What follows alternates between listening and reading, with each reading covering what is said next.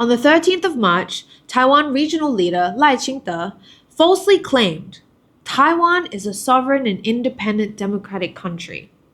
In response, Beijing said it would take decisive measures if necessary. In American political circles, the book The Grand Chessboard has long been regarded as a strategic Bible. The book argues that on the Eurasian chessboard, only major powers like China and Russia are considered equals to the United States, while the rest of the countries are either passive observers or pawns. Taiwan, which is not even a sovereign nation, clearly falls into the latter category. Chinese strategist Professor Wang Xiangshui once pointed out that pawns can escape their fate of being manipulated either through strength or intelligence. However, Lai's stupidity and arrogance is turning Taiwan from a pawn meant to contain China into a burden to the United States, a losing piece that will be discarded once it is drained of value. The arrogance of Taiwan's separatists has always been fueled by the belief that the United States will go to war with China over Taiwan, and the US military can definitely defeat China. However, by 2025, this is nothing more than a double illusion. On the one hand, the US no longer has the capability to separate Taiwan from China. For the US Navy, which operates around aircraft carrier strike groups, the premise of any action is securing air superiority. By 2025, China's Air Force has firmly established air dominance in the Asia-Pacific region through three key factors.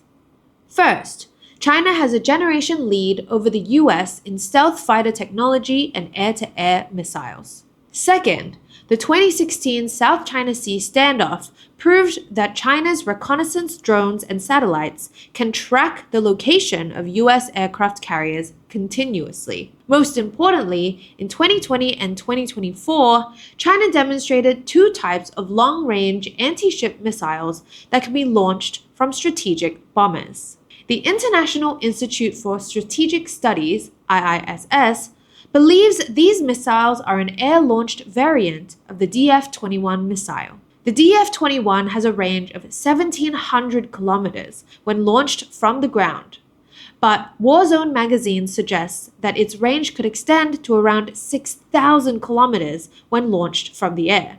To put it into perspective, the distance from Beijing to Hawaii is only about 8,100 kilometers. Additionally, the DF-21 is a ballistic missile that reaches speeds of up to 10 Mach in its terminal phase. US Defense Systems' real combat record in Ukraine shows they cannot even intercept Russian missiles traveling at 5.9 Mach. In fact, faced with China's air superiority, the US military has no desire to engage and is only focused on survival.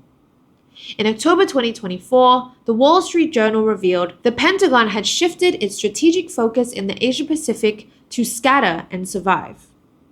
Sam Roggeveen, director of the International Security Program at the Lowy Institute in Australia, pointed out that this signals the US military no longer aims to win a war with China, with survival now being the only remaining strategic objective.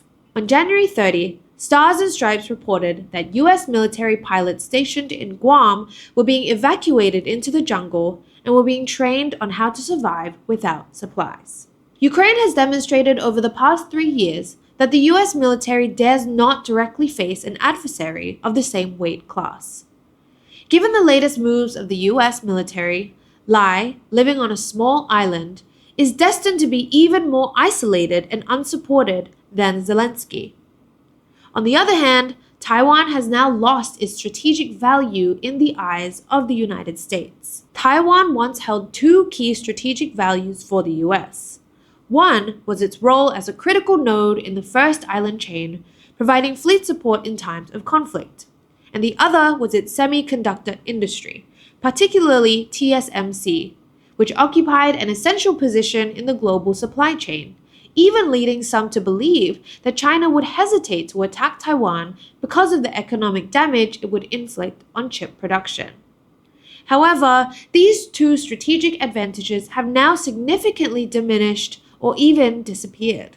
First, with advances in marine propulsion systems, warships' operational ranges are increasingly independent on supply chains. While China lacks military bases in the Pacific, its conventionally powered destroyers have conducted live fire exercises and circumnavigated Australia in the South Pacific.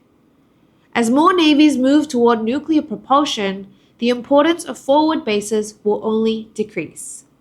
Second, while separatist figures in Taiwan regard TSMC as their shield, TSMC itself wants to distance itself from them. In 2020, TSMC began setting up factories in the US, Japan, and Germany, relocating production capacity.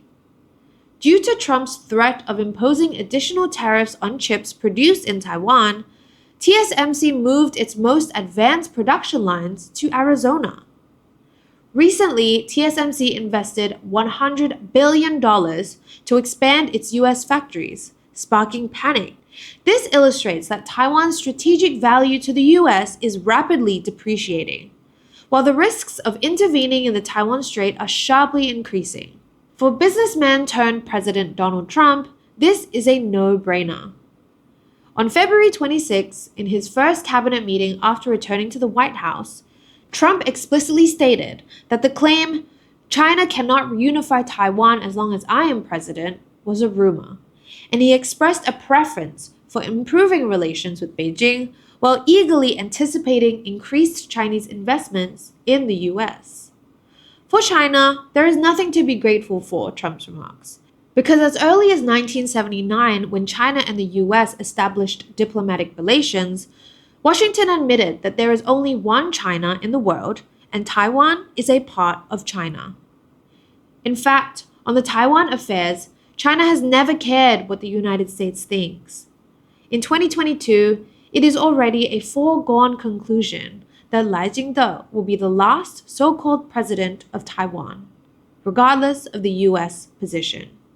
China's 2022 National Highway Network Plan made it clear that a rail link between Beijing and Taiwan would be completed by 2035, connecting the mainland with Taiwan via a bridge more than 200 kilometers long.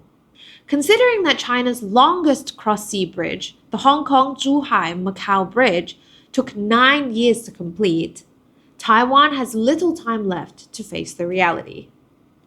On March 6, Chinese Foreign Minister Wang Yi once again emphasized that the only legitimate designation for Taiwan is China's Taiwan province. In response to Lai's outrageous comments, China's Taiwan Affairs Office responded by saying, "A stern warning to the Lai Ching-te administration. Those who play with fire will surely be burned, and those who forget their roots have never met a good end." Since Taiwan separatists began their fervent de-Sinicization, they have also forgotten their roots in the process, and their eventual self-destruction is now inevitable. Thank you for watching this episode of Top Picks. I am Mimi. Please comment below and stay tuned for our next episode. See you next time.